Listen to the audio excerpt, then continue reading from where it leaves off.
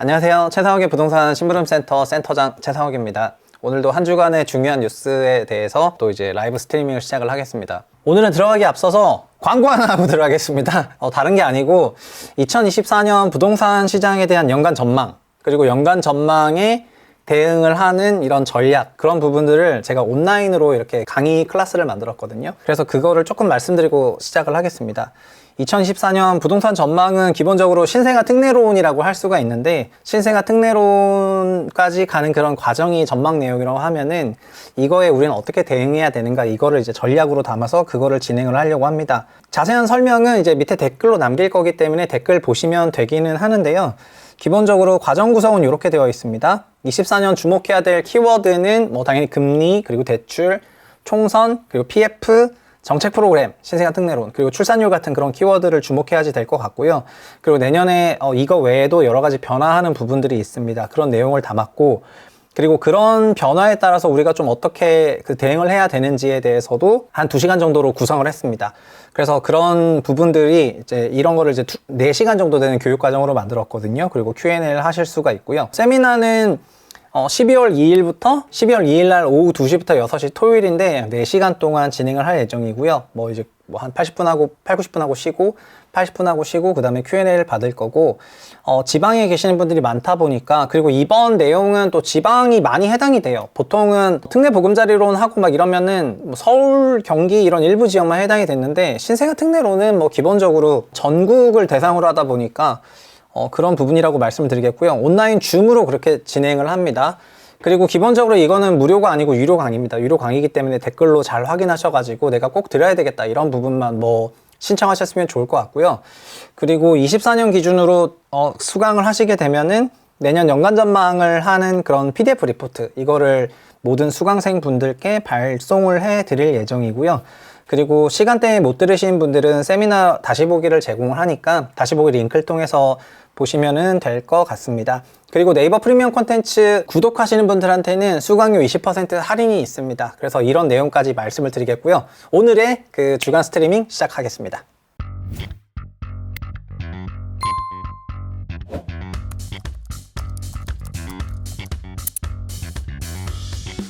요즘 나오는 뉴스들을 보면은 일단은 정말 부동산 시장이 굉장히 동절기, 진짜 한파 속으로, 경랑 속으로 들어가는 것 같습니다. 그리고 굉장한 경랑 속으로 들어가지만 분위기는 뭔가 잠잠한 게 폭풍 전야 같은 그런 느낌도 조금 있고요. 전반적으로 나오는 뉴스들은 시장에 활기가 있다 이런 형태의 뉴스들보다는 위기 직전의 모습을 굉장히 많이 보여주는 것 같거든요.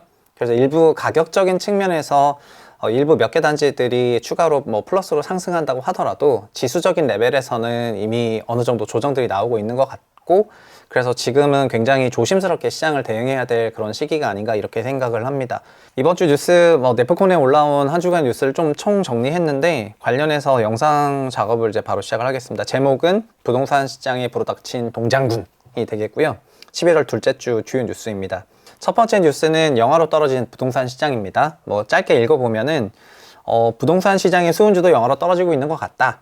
23년 회복세를 보이던 주택시장이 지금 소강 상태고 3분기까지의 강세장은 좀 반짝 강세였던 것 같다. 이런 분석들이 나오고 있는 것 같습니다. 거래량이 전월비 10% 이상 줄어든 상태로 거래 절벽에 접어들었다 이런 얘기가 나오고 있고요. 사실은 거래량은 11월 정도 되면 더 줄어들 것 같습니다.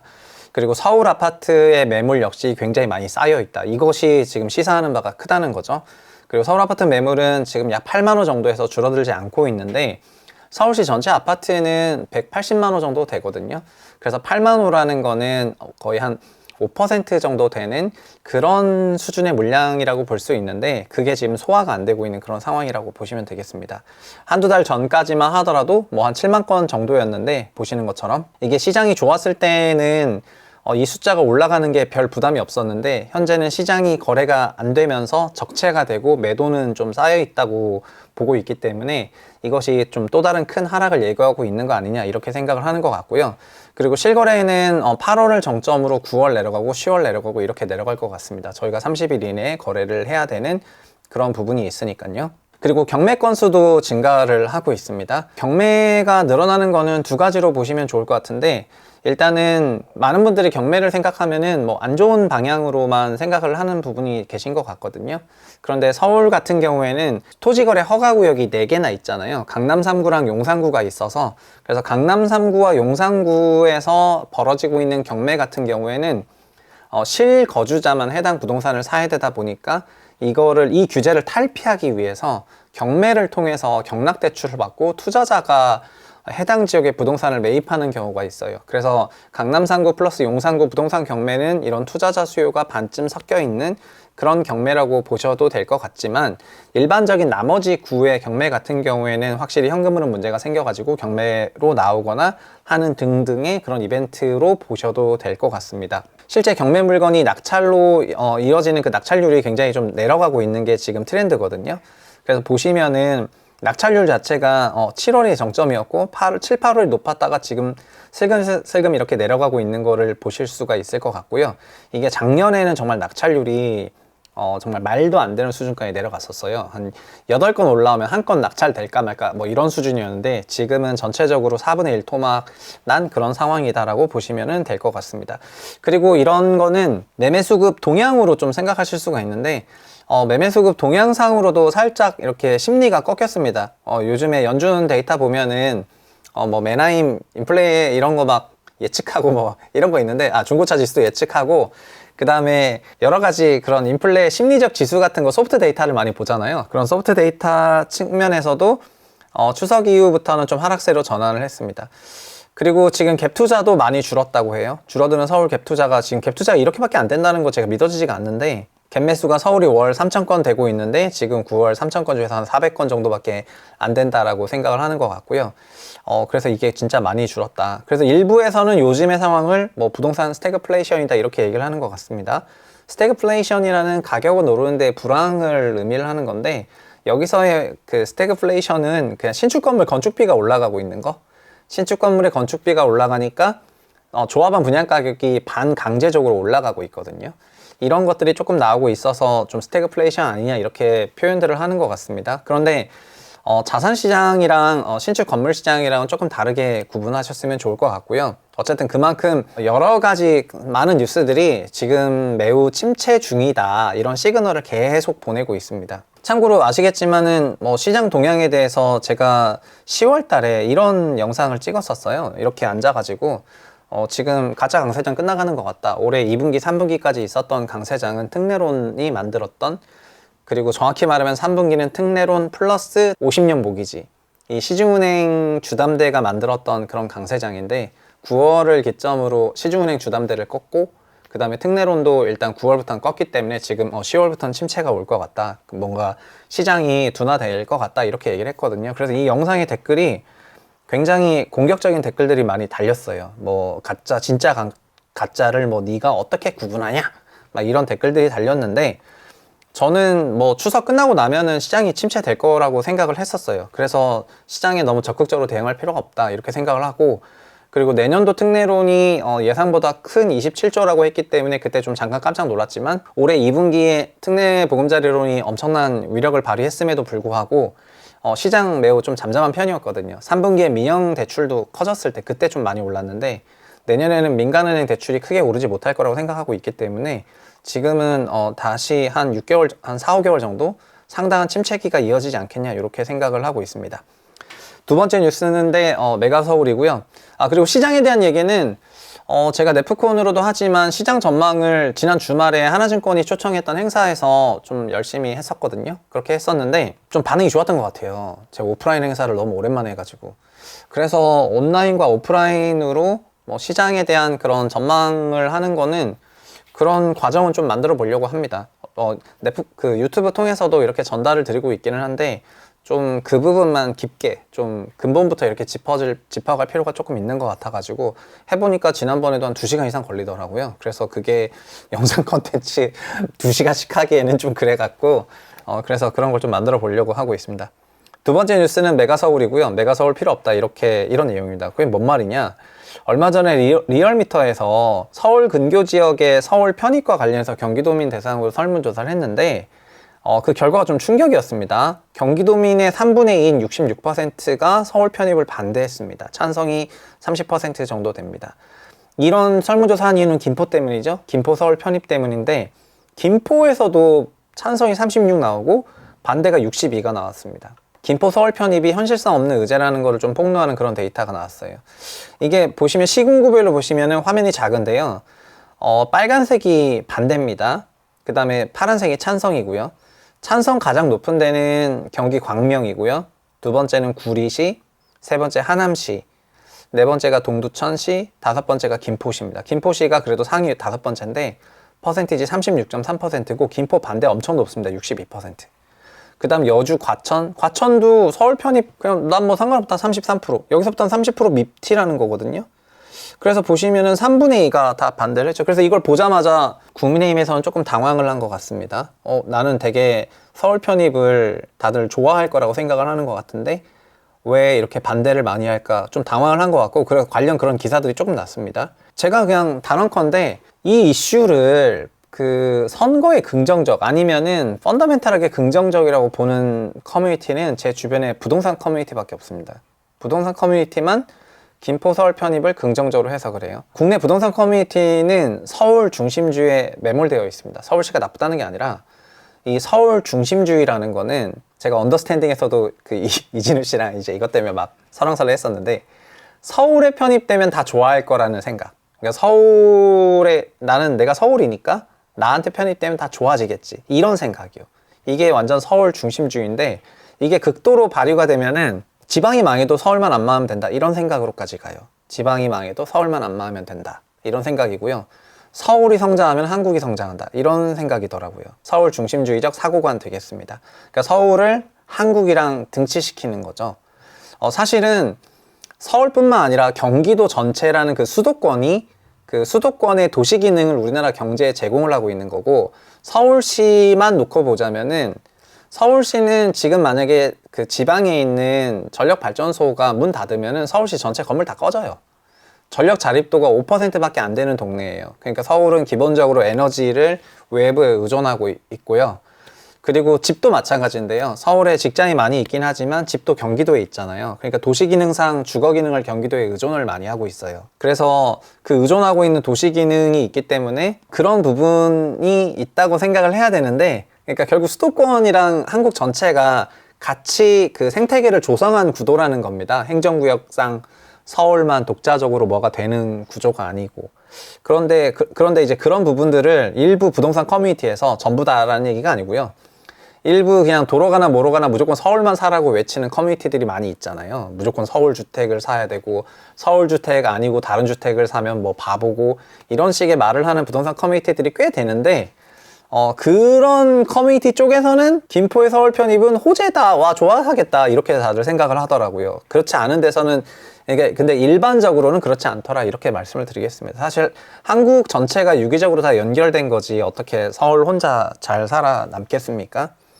그래서 서울 중심주의는 2015년부터 그 뭔가 본격적으로 수도권으로의 그 인구 유입이 시작이 되면서부터 시작이 됐다고 볼 수가 있을 것 같은데요. 그 결과로 18년부터 출산율 급락이 나타났고 자산격차 사상 최고고 지금은 서울이 아닌 지역을 부양시킬 시점이지 서울에 힘을 더 줄 때는 아닌 것 같습니다. 개인적인 생각으로는요. 그리고 서울의 부족한 기능을 서울에 유치를 하려고 노력을 해야지 될 것 같습니다. 그 부족한 기능이 어떤 건지는 말씀을 드렸는데 대규모 밀집 주거지역, 에너지 뭐 이런 부분들에서 많이 부족한 것 같고요. 그래서 그거를 계속해서 아웃소싱 하려고 할 생각보다는 독자적으로 해결하려고 해야지 될 것 같습니다. 그리고는 KDI가 경기 전망을 했는데 이런 KDI에서 올해 GDP 성장률을 하향 조정했습니다. 이게 1.5에서 1.4로 전망을 했고요. 보시면은 1.5에서 1.4로 전망했고 내년은 2.15 전망을 하고 있습니다. 0.1%포인트 내렸습니다. 물가는 올해 3.6으로 전망을 했고 내년 물가 2.6으로 전망을 했습니다. 만약에 내년에 기준금리 3.5가 계속 유지가 되면은 실질금리가 플러스가 되거든요. 실질금리 플러스가 된다면은 그거는 굉장히 긴축적인 그런 환경이라는 게 돼요. 그래서 내년에 대해서 그렇게 우호적으로 바라보고 있지는 않는 것 같습니다.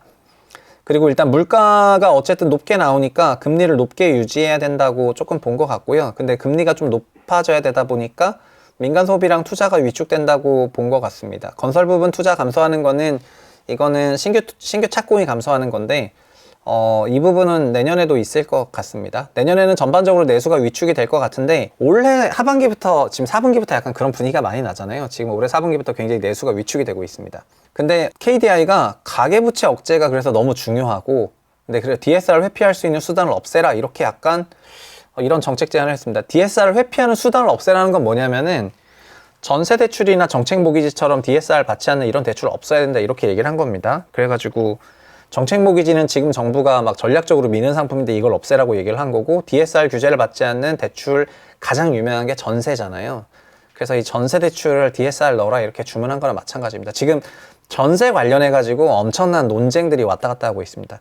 그 다음 뉴스인데 전세를 받아볼게요. 이게 전세 대출을 DSR을 적용하냐 마냐 가지고 지금 어마어마하게 설왕설래가 있습니다. 전세 대출에도 DSR이 적용이 될 수 있다는 언론 보도가 있었어요. 왜냐하면 이게 10월달 가계대출 통계가 나오고 빵 나왔어요. 그래서 부동산 시장이 이게 되면은요, 이건 진짜 너무나 어마어마한 이슈여가지고 정말 이렇게 뉴스 스트리밍으로 전달해야 될 수준의 뉴스를 완전히 아득히 넘어서는 엄청난 그 파급력 있는 뉴스라고 생각을 합니다. 이거는 그냥 우리나라 부동산 시장을 완전히 그 기저에서 기저부터 바꿀 만한 그런 요인이라고 저는 생각을 하고 있거든요. 그래서 제가 네프콘에 칼럼도 어저께 막 썼고 이렇게 했는데, 이건 진짜 엄청나게 큰 이슈입니다. 일단은 큰 컨셉으로 보면은 현재 DSR에 모든 대출이 포함이 되는 게 아니라 전세 대출은 그 전세 대출을 받은 임차인이 그거를 자기 DSR에 포함을 안 하고 있습니다. 그런데 그러다 보니까 전세 대출 좀 늘어났죠. 그리고 전세 대출이 늘어나고 이런 부분들이 어쨌든 가계대출 증가로 이어지고 있고, 그리고 여러 가지 이제 나중에 그 후행적인 사고도 있다 보니까 그래서 이거를 좀 제약해야 되지 않냐 이런 얘기를 하는 것 같습니다. 근데 요즘에 나왔던 거는 그 전세, 결국 DSR은 원리금 상환이다 보니까 전세도 이자가 있고 원금이 있잖아요. 근데 원금이 전세 금액이잖아요. 그래서 이 원금의 전세 금액을 2년 상환을 하든 4년 상환을 하든 전세가 3억만 돼도 전세 3억만 돼도 그게 DSR 기준으로는 완전히 아득하게 넘어버리거든요. 자기 소득이 1억 5천이어야 전세금 3억에 대해서 2년 만기잖아요. 그러니까 전세금 원금을 넣는 건 불가능하고, 언론에 나온 거는 전세금의 이자, 3억 대출에 대한 5% 이자인 연간 1,500만 원을 나의 소득 대비 그 1,500을 원래 지금 안 하고 있는데 이자만이라도 DSR을 넣자 이렇게 하는 거거든요. 근데 이자를 넣으면 여러분, 이자를 넣으면 그게 DSR 들어가는 거죠. 원리금까지 넣는 거는 너무 뭐라 그럴까, 약간 어느 정도 선을 넘은 거고요. 저는 그래서 전세는 20년짜리 임대차 보증금이기 때문에 전세금 원금의 20분의 1 플러스 이자를 DSR로 넣으면 된다고 생각을 해왔지만은, 전세금이 20년 임차 보증금이라는 통계 기준이 있음에도 불구하고 그렇게 하면 너무 커지니까 전세금 일단 그 원금은 빼고 이자만 넣자 이렇게 얘기를 하는 것 같습니다. 이게 너무 큰 이슈여가지고 보도가 나오자마자 금융위에서 보도자료 바로 냈어요. 아직 확정된 게 아니다 이렇게 했거든요. 근데 이런 논의가 굉장히 있는 그런 상황이다 이렇게 말씀드리겠습니다. 그리고 지금 만약에 이렇게 되면은 최근에 그러니까 변동금리 스트레스 DSR까지도 발표를 했는데, 이렇게 되면은 그러면은 민간 대출은 엄청나게 위축이 되고요. 신생아 특례 대출 위주이 정말 매우 위력을 발휘할 수 있을 것 같은 그런 상황이 되는 것 같습니다. 제가 칼럼을 썼는데 나중에 한번 참고하실 수 있도록 하시면 좋을 것 같고요. 그 다음 뉴스는 아파트에서도 전세 사기가 터진다고 하는 겁니다. 이건 뭐냐면은 보통 빌라나 다세대 가구, 다가구 주택에서는 전세 사기가 많이 터졌었는데 아파트는 별로 없었잖아요. 근데 이거 최근에 용인의 한 아파트 단지에서 159가구를 상대로 전세 및 분양 사기가 발생을 했습니다. 이거는 근데 진짜 말 그대로 그냥 사기예요. 사기고, 제가 그래서 왜 갖고 왔냐면은 이게 전세 시장의 어떤 가격 변화로 인해서 구조적으로 나온 게 아니라 이건 사기 사건인데, 이게 용인시 기흥구에 있는 지성마을 그대가 크레던스라는 단지가 있습니다. 이게 대한토지신탁이 신탁사로서 소유권을 갖고 있는 아파트고 2010년에 완공됐어요. 이런 아파트들이 좀 있어요. 그러니까 2008년에 그 분양을 할 때 그때도 2008년 글로벌 금융위기 때문에 분양이 잘 안 되다 보니까 신탁사가 그 부동산을 전체 소유하고 있었던 경우들이 있었거든요. 그래서 그게 시간이 지나고 나면은 그 신탁사가 그 부동산을 일반에게 팔거나 하면서 소위 시행사 물량들이 이제 나오게 되는 그런 과정이 있었는데, 이것도 기사를 보면은 지주택이 사업 시행사였는데 대한토지신탁한테서 신탁을 받아서 이제 대출을 받았습니다. 근데 시행사가 대출을 다 갚기 전까지는 이제 신탁사가 이제 소유를 하고 있는 거죠. 그러니까 사실은 신탁사가 위탁받아서 이제 갖고 있는 거죠. 근데 이 아파트가 미분양 나니까 시행사가 은행에 갚아야 될 돈이 연체됐고, 그래서 은행이 시행사에서부터 받은 근저당 일부를 부실채권으로 처리해가지고 NPL로 대부업체들한테 팔았는데, 이 대부업체들이 사기를 쳤습니다. 그러니까 이 대출채권 중에 있어서 일부를 가져가가지고 이제 대부업체가 갖고 있으니까 요 대부업체 대부업체 A, B가 사실은 우리가 이 부동산을 갖고 있다. 그러니까 채권을 갖고 있으니까는 신탁사가 보유하고 있는 그 자산에 대한 채권을 갖고 있으니까 내가 그거의 소유주다라고 사기를 친 것 같은데, 그래서 소유권도 없는 A, B 회사랑 전세 계약이나 분양 계약을 맺은 겁니다. 그러니까는 그리고 심지어 멀티로. 그러니까 다중 임대차 계약을 체결해 버리거나 이러면서 이 돈을 가지고 튄 거예요.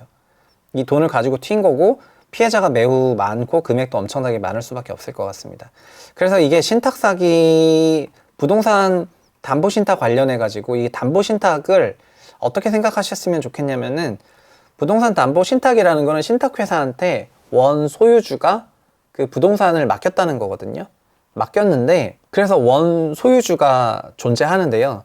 이놈이 사기를 칠 수도 있고, 뭐 신탁사가 사기를 칠 수도 있지만, 이 경우는 신탁사가 보유하고 있는 원소득자한테 받아야 될 채권을 매각한 그 다른 대부업체가 사기를 친 거여가지고, 신탁사가 사기친 건 아니지만, 이렇게 권리관계가 명확하게 정리가 잘 안 돼 있는 상황에서 전세를, 이제 이런 주택에 전세를 들어갈 때 또 조심을 해야 된다는 점에서 진짜 정말 지뢰밭이 상상을 초월할 정도로 많은 것 같습니다. 그러니까 어쨌든 개인들이 이거를 피한다는 게 제가 생각할 때는 쉽지를 않은 것 같아요. 지금 보면은 전세 피해로 수조 단위를 넘어서고 있거든요. 전세 피해 금액이. 주도부만 하더라도 올해 1.7조나 2조 원 이상의 마이너스고요. 그래서 이렇게 조 단위 손실이 나오고 있는데 퇴폐한 게 저 개인적으로 믿어지지가 않고요. 전세는 지금 고치지 않으면 나중에 더 큰 문제가 생길 거기 때문에 이런 뉴스들이 나오는 거에 대해서 좀 경각심을 갖고, 그 다음에 이 정책 만드는 사람들은 진짜 전세 제도에 대해서 손 봐야 된다고 개인적으로 생각을 합니다. 자, 그 다음 뉴스 11월 분양 관련인 건데요. 이것도 저한테 충격을 줬습니다. 일단 11월에 분양을 많이 해요. 많이 하는 건데 11월 달에 뭐 4만 가구 이상 분양할 예정입니다. 수도권이랑 지방이요. 지방도 18,000가구 나오네요. 그러면은 지금 분양을 하는 건데 월별로 당연히 많은 거죠. 원래는 올해 분양이 뭐 한 33만 호 정도 예상됐었는데 누적해서 한 12만 호, 13만 호밖에 못 하고, 그 다음에 나머지가 쌓였다가 11월, 12월에 많이 나오는 건데요. 분양이 늘어나는 게 이런 시행사 쪽 얘기를 들어보면은 그 시장 상황이 좋아서가 아니라 내년에 더 안 좋을까 봐 이런 얘기를 많이 합니다. 그러니까 상반기에 기대됐던 하반기 금리 인하 없어졌죠. 그러니까 상반기에 분양을 왜 안 했냐면은 상반기 분위기 안 좋고 하반기 금리 인하 한다고 하니까 좀 좋아질 거라고 생각했는데 지금 금리가 다시 튀잖아요. 그러니까 올해 못하면은 내년에도 안 될 것 같다는 이런 생각이고요. 그리고 내년에는 특례론이 신생아 특례론이어가지고 올해처럼 특례보금자리론처럼 광범위한 특례론은 아니거든요. 그러니까는 이게 수혜받을 지역들이 정해져 있어요. 그래서 이런 광범위한 그런 수요가 없다고 생각하니까 올해 하는 게 낫다 이렇게 생각을 하는 것 같습니다. 그러니까 분양을 안 하면은 또 결국은 장기간에 걸친 금융비용이 올라가야 되는 문제가 생기니까 지금 분양하는 게 낫지 않냐 이런 생각인 것 같아요. 그럼 여기서 이제 물어보죠. 11월, 12월에 만약에 이 정도 숫자가 분양을 하면 미분양이 늘어날 거냐 안 늘어날까요?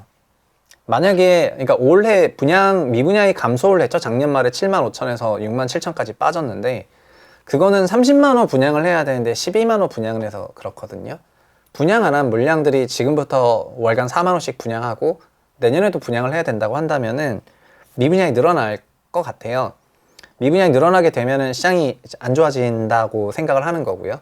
그러나 국토부는 지난 한 7개월 동안 미분양이 계속해서 감소하는 거를 성과처럼 발표해 왔습니다. 우리가 주택정책을 잘 냈기 때문에 미분양이 감소했다 이렇게 성과처럼 발표를 했고요. 그런데 미분양이 줄어들었던 거는 분양을 너무 안 해서이지 시장이 너무 좋아져서는 아니거든요. 분양이 좋았던 지역도 있었습니다. 올해 정말 어떻게 보면은 역대 최대로 운이 좋았던 지역이 광명시라고 할 수가 있는데, 광명시가 2, 3분기 시장 제일 좋았을 때 분양을 딱 정확하게 몰아내면서 아주 그냥 시장 상황에 맞춰서 아주 전략적인 대응을 잘한 지역이 되는 거고, 나머지 광역시나 일반 시도 같은 경우에는 분양 경기가 좋지 못해요. 근데 애초에 주택시장 부양은 작년에 미분양이 많아서 작년 미분양이 7만 5천까지 가니까 특례 보금자리도 만들고 등등 여러 가지를 썼거든요. 여러 가지를 썼는데 결국 1년 지나고 나서 이제 특례론 끝났지 않습니까? 특례론 끝나고 나서 지금 상황을 딱 보니까 그 1년 동안 달라졌던 건 뭐다? 특례론을 사용한 지역들에서 일부 기존 주택 가격 강세가 나왔지만 미분양은 여전히 6만 7천이고 분양하면 다시 7만 넘어가고 8만 넘어가고 이럴 수가 있다는 거예요. 그럼 PF 문제가 해결된 것도 아닌데 돈 40조를 써가지고 그리고 PF 관련 유동성 공급을 20조 원 이상 했는데 60조 원 이상의 돈을 써가지고 PF 문제가 그대로네요. 이거를 잘했다고 할 수가 있을까요? 그래서 저는 국토부 뭔 생각인지 모르겠고 국토부 장관도 무슨 생각인지 말하면 솔직히 모르겠고 이게 알고 이걸 하는 건지 모르고 이런 걸 하는 건지 잘 모르겠습니다. 저는 애초에 어떤 부분에 문제가 생겼다면은 그 부분에 돈을 쓰는 게 맞다고 생각을 하는데 청약과 분양에 문제가 생겼으면 분양 관련 문제를 해결하는데 돈을 써야지 기존 주택 자산 가격을 건드리는 형태의 정책 모기지를 내 가지고 이렇게 끌고 가는 것 자체가 엄청난 미스매치라고 생각을 하고 있습니다. 그래서 시행사들은 뭐 지금 거의 뭐 좀비처럼 살아있는데 올해 말 내년에 분양을 해야 되고요. 올해 말 내년에 분양 경기가 4Q 들어서부터는 소비 심리가 안 좋아질 정도로 안 좋아졌으니까 이걸 어떻게 분양한단 말입니까? 그래서 이게 진짜 문제입니다. 그 다음에 이제 파월 얘기를 하겠습니다. 연준 얘기죠. 연준 11월 9일 날 파월이 IMF 컨퍼런스에 참석했습니다. 이때 더 유명했던 거는 파월의 얘기보다 파월이 욕을 했죠. 이 IMF 컨퍼런스 때 파월이 욕을 했습니다. 그래서 댓글들이 파월 좋아졌어 이런 얘기 되게 많습니다. 뭐냐면은 아이씨 문 닫으라고 약간 이런 건데 just close the fucking door라고 정확히 얘기를 했습니다. 처음에 그러니까 thank you 막 이렇게 얘기하다가 just close the fucking door라고 딱 얘기를 하니까 파월 입에서 저런 단어가 나오다니 이러면서 갑자기 되게 온화했던 이미지가 소위 상남자스러운 이미지로 바뀌면서 이제 파월이 좋아졌다는 게 X, 트위터 이제 주 여론입니다. 그런데 본질은 파월이 그때 무슨 말을 했느냐 이게 더 본질이라고 생각을 하고요. 보통 잭슨홀이나 이런 IMF에서 하는 이런 컨퍼런스 때는 되게 이론적인 얘기를 많이 하거든요. 연준의 통화정책 회의 결과문 발표하는 거는 매우 실리적인 얘기, 실질적인 얘기를 많이 하고 뭔가 약간의 이론적인 얘기는 이런 컨퍼런스에서 발표를 하는데 IMF 때도 그런 얘기를 했습니다. 그래서 IMF 때 컨퍼런스가 전달되면서 뭐 시장에 조금 영향을 줬는데 저도 그거를 좀 들어봤는데 전체적으로 보면은 21년에 있었던 인플레이션 원이 22년 원인 막 이런 걸 얘기하면서 공급망적인 얘기를 조금 이렇게 하다가요. 그렇게 하다가 결과적으로는 21년에 자기네가 좀 왜 실수했었는지에 대해서도 거기서 좀 적었더라고요. 나는 그때 코로나 치료제가 나오고 21년 인플레가 너무 경색됐고 이게 풀리면은 딱 나아질 거라고 생각했는데 그해 정확히 기억하시겠지만 그해 말에 오미크론 나오고 막 이랬었거든요. 그래가지고 되게 분위기가 생각보다 안 풀렸고 22년에 러시아 우크라이나 때문에 병목이 더 심해지고 막 이러면서 자기네가 생각했던 그 경로대로 물가가 가지 못했다고 이렇게 얘기를 했습니다. 그리고 과도하게 긴축하는 것도 리스크고 데이터를 낙관해서 미온적인 대응도 리스크. 그러니까 소위 과도한 긴축을 이쪽에서는 오버킬이라고 얘기하거든요. 요만큼이면 죽는데 이만큼 때려버리는 거니까 이제 오버킬 하게 되는 건데 파월은 한 얘기는 과도한 긴축하면 안 되지만 그것보다 더 큰 실수, 과도한 긴축도 실수인데 더 큰 실수는 인플레이션 통제에 실패하는 거다 이렇게 얘기했고 차라리 과도한 긴축이 더 낫다는 거죠. 인플레를 못 잡은 것보다는. 그런 말을 한 겁니다. 사실 저는 개인적으로 파월 11월 FOMC 때 발언에서는 약간 실수를 했다고 생각하는 게 있습니다. 점도표를 완전 물로 만들어버린 게 실수인데 그거를 제외하면은 저는 돈찍제 책에서 파월을 오래 다루잖아요. 이 책에 대해서는 저 영상도 있고 우리 채널에서 조회수 가장 많이 나온 영상 중에 하나입니다. 이 돈찍제를 다룬 영상이. 근데 2013년 파월 버전으로 들어간 거라고 생각을 하고 있습니다. 그러니까 중립금리에 대해서 완전히 선 긋고 이번에 중립금리에 대해서 완전 선 그었습니다. 그냥 중립금리 이제 더 이상 얘기하지 말라고 그냥 그거 불확실한 금리인데 왜 그렇게 몰빵하냐 이런 얘기로 이제 얘기를 했고요. 그리고 명확하지 않은 수치를 가지고 통화정책 펼 수 없다 이렇게 얘기를 했습니다. 그리고 물가랑 고용이 이중 책무가 완전 동등하다 이렇게 발언했습니다. IMF 때 물가랑 고용이 완전 동등하고 어떤 목표가 있잖아요. 완전 고용과 물가, 그러니까 완전 고용이라고 생각하는 그런 지점과 어떤 물가 목표라는 목표가 있는데 목표치로부터 멀어질 수가 있잖아요. 서로.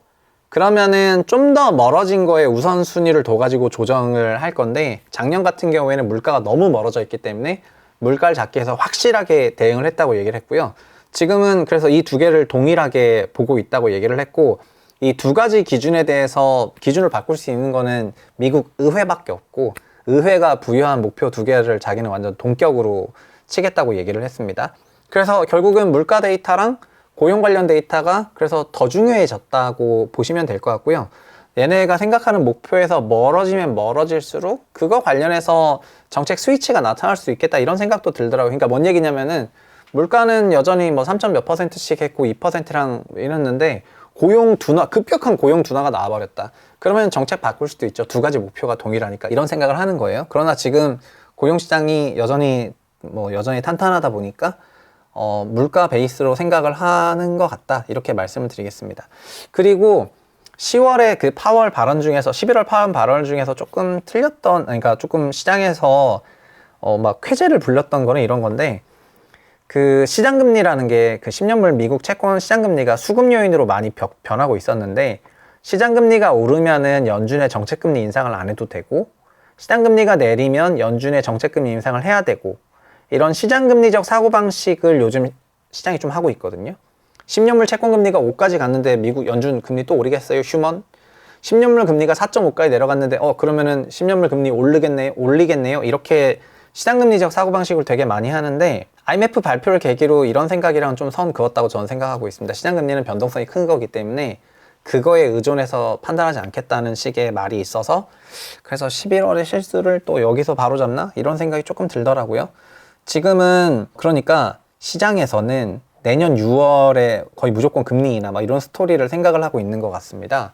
그 스토리의 근거는 시장금리라는 건데요. 근데 저는 이제 시장금리 중심적 사고관 조금 바꿀 때가 되지 않았나, 이런 생각을 하고 있습니다. 파월이 그렇게 생각 안 해요. 시장금리는 그냥 수급적인 변동 요인으로 왔다 갔다 하는 거기 때문에, 이렇게 걔는 왔다 갔다 하는 거에 기반해가지고 정책 펴는 거 싫어해요. 중립금리 같은 것도 똑같은 개념이에요. 중립금리 왔다 갔다 하는 게, 그러니까 중립금리 조사하기도 어렵고 찾기도 어려운데, 그런 모호한 개념에 기반해서 정책 펴는 게 불안한 것처럼 시장금리도 여러 이유로 왔다 갔다 하는데, 그 왔다 갔다 하는 걸로 우리가 가야 될 길에 영향을 받아야 된다? 그러기 싫어할 거라고 생각하고요. 그래서 그냥 물가랑 고용만 볼 것 같다, 이렇게 생각을 합니다. 그 다음 얘기인데, 자, 이제 파인다이닝. 이제 파인다이닝 요즘에 안 좋다, 이런 얘기가. 그러니까 한마디로 말하면은 그냥 뭐 고급 레스토랑이라든가 이런 고급 관련 소비도 굉장히 지금 침체 중이다, 이런 얘기를 하고 있습니다. 오픈이라는 기업이 있는데 이게 유동성 위기에 빠져가지고 얼마 전에 기사가 났습니다. 1판부터 시작해서 뭐 암소서울이라든가 뭐 에리아, 명보당 뭐 다 휴업에 들어갔고요. 도쿄 등신까지 몇 개 빼고 이제 4개만 운영하고 있습니다. 그래서 9월부터 이제 오픈에서는 매장 직원들한테 월급도 못 줬다, 이렇게 얘기를 하고 있습니다. 그리고 전체적으로 막 구조조정 받을 거라고 하죠. 그러면은 이렇게 우리나라에서 제일 큰 이런 고급 외식 업체들까지 이 정도의 영향을 받으면은 소규모 식당은 더 큰 영향을 받고 있다, 이런 거고요. 소위 오마카세로 대표되는 고급 일식집, 이런 것들 지금 다 영향을 받고 있습니다. 올해 1월에서 10월 중에 577곳의 일식당이 폐업을 했는데, 중식당이랑 카페보다도 더 많고 일식당이 더 많이 폐업을 했습니다. 지금은 고급 소비를 할 정도의 돈이 없어요. 말라갔어요. 고금리, 고물가 이런 부분 때문에 현금으로는 문제가 많이 생겼고요. 그리고 저금리로 현금이 풍부했을 때, 이럴 때 막 이제 과시 목적의 오마카세를 먹었던 그런 분위기도 없진 않았는데, 막 인플레 막 인스타 하고 막 이런 걸 보면은. 그런데 지금은 그런 사람이 많이 없어졌다는 거죠. 그래서 그냥 오히려 진짜 일본 여행을 가버리거나 뭐 이런 경우도 있는데, 지금 전체적으로 소비가 많이 위축되고 있습니다. 백화점도 마찬가지예요. 백화점도 그 럭셔리, 소위 명품이 아니고 럭셔리 제품들을 엄청나게 많이 팔면서 그런 특수가 있었는데, 지금 이런 쪽 매출도 감소하고 있습니다. 사실 백화점의 그 매출 브레이크다운을 해보면은 거기서 소위 말하는 자릿세라고 대표되는 그 레비뉴 쉐어를 하잖아요. 그 입점사들과 같이. 근데 이런 럭셔리 업체들은 우리나라 기업들은 다 30%대를 내는데, 이런 명품 기업들은 뭐 한 자릿수를 내는 데도 있고 15% 언더예요, 보통. 그러니까 이런 럭셔리 업체들은 자기네 그 브랜드 스스로 모객력이 있기 때문에 국내 백화점 플랫폼에는 돈을 많이 안 주는 거죠. 그래서 얘네가 꼭 그렇게 백화점 실적에 엄청난 영향을 주는 건 아닌데, 그럼에도 불구하고 얘네를 좀 깔아들였던 거는 이제 모객력이 있고 얘네를 통해 가지고 뭐 또 매출도 크고 이런 건데요. 요새는 이런 쪽도 사람이 정말 눈에 띄게 감소했다 이렇게 생각하시면 좋겠습니다. 저도 최근에 이런 쪽에 사람이 많이 감소한 거를 그냥 저도 뭐 경험을 했는데 많이 이제 줄어든 것 같다 이렇게 말씀드리겠습니다. 그리고 그 다음은 이제 주식시장인데요. 저를 아시는 분은 아시겠지만은 저는 주식시장에서 10년간 일했기 때문에 제 베이스는 소위 이제 금융시장의 그 사고방식을 어느 정도는 가지고 있는데, 너무 금융 시스템 아니면 여의도 시스템만 뭐 옳다 뭐 그렇게 생각하지는 않습니다. 사람들한테는 자기한테 맞는 그 투자 방식과 투자 대상이 있는데, 그거를 찾아가는 것도 자기 인생 찾아가는 거랑 똑같은 거라고 생각하고요. 그리고 모든 자산마다 다 장단점, 리스크 리턴 프로파일로 대표되는 얼마의 리스크, 얼마의 리턴, 그런 것들이 있습니다. 그래서 이제 그런 걸 찾아가는 게 중요한데, 지금 우리는 공매도를 금지하니 외국인들이 뭐 떠나고 있다 이런 얘기들이 슬금슬금 나오고 있습니다. 저는 이것도 소위 말하는 금융시장 컨센서스랑 개인 투자자 컨센서스가 다르다고 느끼는 포인트인데, 공매도에 대해서도요. 개인 투자자들 중에서는 공매도 무조건 금지해야 되고, 무조건 금지까지는 아니어도 기울어진 운동장이다 이렇게 생각해서 공매도 금지에 우호적인 여론이 조금 많았었던 것 같고, 기관 입장에서는 공매도 금지하면 외국인 다 나간다 약간 이렇게 이제 주장을 했던 것 같습니다. 근데 아마 요 둘 사이에 갈등이 이렇게 커졌을 때는 여기에 갈등을 조장한 어떤 인간들이 있었기 때문인데요. 저는 이렇게 갈등 조장하는 사람들이 진정한 어떤 문제 있는 그런 대상들이라고 생각을 해요. 그러니까 양쪽에 대해서 충분한 설명을 하는 것이 아니라 어떤 한쪽을 악마화하거나 한쪽을 진짜 바보화 이렇게 만들면서 상대방의 갈등을 조장하는 이런 것들이 이제 좀 많다고 개인적으로 느꼈는데, 기본적으로 공매도를 금지하는 이런 걸로 인해 가지고 외국 자금들은 원래부터 한 7, 8, 9월 빠지고 있었는데, 내년에는 더 빠질 수도 있습니다. 더 빠질 수도 있다고 생각을 하고요. 주식을 빌려서 공매도를 하는 거를 차입 공매도라고 하는데, 그 스테이트 스트리트 은행이라고 글로벌 주식 스탁 은행인데, 여기가 주식을 좀 빌려주는 외국계 기관들한테 주식을 빌려주는데, 내년부터 우리나라 주식 대차 서비스 안 하겠다 이렇게 얘기를 했습니다. 그러면은 우리나라 주식을 여기에서는 못 빌리고 이제 딴 데서 빌려야 되는데, 여기서 빌려오던 애들이 한국 주식 가지고 좀 롱숏 포지션 잡고 뭐 약간 이런 걸 하다가 이걸 못 하게 되니까 뭐라 그럴까, 한국 주식 시장을 뭐 떠나겠죠? 뭐 너무나 자연스럽게 떠날 것 같습니다. 사실 이거는 우리가 거꾸로 생각하면 되는데요. 제 지인 중에도 인도 시장, 예를 들면 요즘 다 인도 좋다 하잖아요. 근데 인도가 이런 기준들이 수시로 변하고 되게 까다로운 나라 중에 하나거든요. 그래서 인도를 되게 좋게 보고 인도에 뭔가 투자하려고 하더라도 거기서 어떤 기준들을 수시로 바꿔버리면은 그 일을 하는 실무자 입장에서는 난 인도 시장 좀 좋게 봐가지고 여기 좀 포지션 잡아서 그래도, 그러니까 리스크를 해지하기 위해서 아래 포지션을 좀 잡고 뭔가 이렇게 좋게 봐가지고 들어가려고 했는데, 그 포지션 잡은 거에 대해서 기준 계속 바꿔버리면은 그냥 내가 뭐 인도 안 하면 뭐 인도 안 한다고 죽는 것도 아니고 이러면서 그냥 인도 시장 접어버리고 이런 케이스들이 생기는 건데, 양인들 입장에서는 한국이 조금 그렇다는 거죠. 내가 뭐 한국 시장 안 해도 뭐 죽는 것도 아니고, 그 한국 시장 안 되면은 다른 나라에서 포지션 잡고 살지 뭐, 약간 이렇게 돼버리면서 우리나라에 대해서 그냥 한국의 금융 투자 환경을 좋게 평가 안 할 가능성이 되게 높아졌죠. 이건 역으로 생각해 보시면 똑같아요. 그래서 저희가 부동산 쪽 보는 채널이니까 똑같잖아요. 2017년부터 19년까지 우리가 느꼈던 그런 게 있잖아요. 제도 이렇게 하니까 또 이렇게 바꾸고, 이렇게 하니까 또 이렇게 바꾸고, 주택임대사업자 제도 바꿨다고 막 다들 엄청나게 욕을 했잖아요. 주임사 제도 권장하다가 주임사 왜 규제하냐 이런 식으로. 이게 그냥 다 똑같은 거거든요. 그러니까 원리 원칙이 쭉 살아있는 게 아니라 그냥 정치적인 판단으로 아니면 여러 가지 이유로 이렇게 막 빵빵빵 바꿔버리면은, 그러면은 신뢰가 떨어지는 거죠. 신뢰가 떨어지면은 믿지 못하는 거고, 믿지 못하면은 그 시장은 떠나게 되는 거예요. 그래서 공매도 시스템 때문이 아니라 기준이 없이 제도가 바뀐 것 때문에, 그런 것 때문에 우리나라가 이제 매력적이지 않게 될 거라고 저는 개인적으로 생각을 하고 있습니다. 좋지 못하다고 생각하고요. 그리고 이런 거는 한국 투자자들한테 영향을 줘가지고, 한국 투자자 중에서 한국 주식 그렇게 열심히 한 사람, 과거에는 한국 주식만 했는데 이제는 해외 주식을 많이 하다 보니까 더더욱더 한국 주식을 떠나서 해외 주식 많이 하겠다고 생각하는 분들이 제 주변에도 많아졌고, 이게 전체 여론 아니겠지만, 그리고 지금 뭐 특례상장 기업들 중에서 문제 있는 기업들이 엄청 많잖아요. 뭐 온통 적자인데 아니면 실적 뻔한데 그냥 막 엄청나게 잘 나올 것처럼 블러핑을 해놓은 다음에, 거의 이 정도 되면 거의 도박인데 블러핑 해놓은 다음에 투자자들 돈을 모아가지고 그 다음에 실적 쇼크 내고, 정신 나간 거 아닙니까 이거? 이런 것들이 막 있으니까 우리나라 시장을 떠날 수밖에 없지 않냐 이런 생각이 개인적으로 듭니다. 한국 주식 시장이 매력이 없냐? 그건 아니고 전 산업을 다 다루고 수출 기업이 있고 엣지 있는 기업이 있기 때문에 매력이 있고 꽤 투자할 법한 대상이 있는 것도 사실인데 이제 시스템이 구린 거죠. 그러면 시스템은 누가 만드냐? 시스템은 소위 정부 당국이 만드는 거잖아요. 그런 시스템을 좀 잘 만들어 가지고 여기서 활동하고 있는 기업들이 더 주식시장에 상장되어 있다는 그런 수혜를 받을 수 있도록 더 이렇게 만들어야지 되는데 우리는 이제 그렇게 잘 안 하고 있죠. 그래서 저는 이제 금융 관련 그런 공무원들 아니면 이런 법을 취급하는 그런 쪽에서 뭐 정말 거의 뭐 일을 너무 안 한다고 생각을 하고 있습니다. 개인적으로. 요즘은 조사만 하니까요. 너 일로 와봐 계좌 까봐 해가지고 막 조사만 하니까 뭐 잘 되겠습니까? 하여튼 그렇습니다. 그 다음에는 뭐 성수동에 크래프톤 월드 생긴다는 건데 크래프톤이라는 게임사가 있죠. 배틀그라운드라는 게임 펍지를 만들어 가지고 그래서 여기 이제 뭐 성수동에 메가박스는 여기 아파트 단지에 있는데 요 아파트 단지 요거를 사가지고 여기도 뭔가 바꾸려나 봅니다. 그래서 뭐 이런 이슈가 있었고요.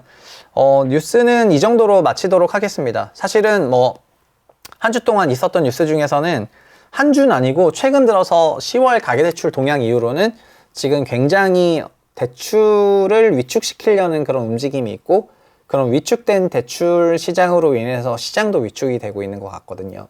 그래서 제가 10월에 올렸던 영상이 좀 그런 한시적인 강세장이 끝나간다라고 그때 시장이 이렇게 위축되기도 전에 그런 말씀을 드렸는데 어쨌든 올해 1, 2월에 있었던 그 정도의 가격은 고점비 35에서 40% 정도 하락한 가격이고 그거는 거의 일부 지역 같은 경우에는 정말 거의 이제 원가의 해당하는 그런 수준만큼 내려갔었던 가격인데 근데 그거를 이제 부양을 시킨 게 특례론과 50년 만기 모기지로 이만큼 쫙 끌어 당겼잖아요. 근데 결국 이게 끝나고 나니까 이제 다시 침체기고 그리고 구조적으로 22년부터 수요가 없었던 거는 우리가 DSR 영향을 받으면서 수요가 없었던 건데 지금 분위기는 DSR을 더 까다롭게 그리고 변동금리는 가상금리를 더 추가해서 그 다음에 고정금리만 받도록 유도하고 말이 고정금리 40년짜리 고정금리를 예를 들면 5.5% 대출 40년 만기 고정금리를 어떻게 받아요? 지금 우리나라는 그렇게 그거를 받으려는 준비가 전 덜 돼 있다고 생각을 하고요. 그 다음에 전세대출에 대해서도 원래는 DSR 포함 안 하고 있었는데 전세대출에 DSR 포함해 버린다 그러면은 그 경우에는 전세가 월세 전환할 가능성이 높아지다 보니까 이것도 주택시장에 엄청난 그 이슈를 주는 건데 이게 어떻게 진행될지 이런 앞으로 뉴스들은 이런 거를 조금 보시면 좋을 것 같고 그리고 전반적으로 경기는 4분기부터는 확실히 위축세에 들어간 것 같고요. 소비 심리는 완전히 축소됐고 그리고 최근에는 현금 흐름 문제가 슬슬 발생하고 있는 회사들 그러니까는 회사채 안 되고 매자는 안 되고 유증을 하고 있는 거고 상장하지 못한 스타트업들은 완전히 붕괴 직전입니다. 그렇게 생각하시면 될 것 같고 그 다음에 소비 관련 기업들도 대부분 다 침체 중이다 보니까 저는 내년 성장률 2%도 수출 기업이 잘 돼가지고 높은 성장률을 이렇게 전망을 한 거잖아요. 지금 내년에 반도체가 돌아서는 거를 전제로 내년에 좋은 성장률을 전망을 한 거거든요.